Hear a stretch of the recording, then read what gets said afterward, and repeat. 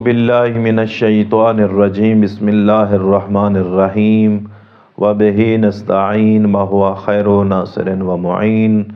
مومنین کرام السلام علیکم ورحمۃ اللہ وبرکاتہ۔ ہماری گفتگو اس بارے میں ہو رہی تھی کہ جو بندہ مومن کسی مومن بھائی کی محتاجی کو دور کرتا ہے اس کا کتنا اجر اور ثواب ہے۔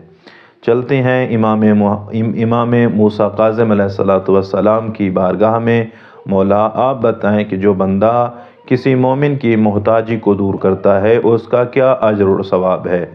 مولا امام موسیٰ کاظم علیہ السلام فرماتے ہیں کہ جو بندہ یہ چاہتا ہے کہ روز قیامت تمام پریشانیوں سے محفوظ رہے، اسے یہ چاہیے کہ دنیا میں جو مومن پریشان ہیں ان کی پریشانیوں کو حل کرے، ان کی محتاجی کو دور کرے، تو روز محشر اللہ رب العزت اس کو تمام پریشانیوں سے محفوظ رکھے گا۔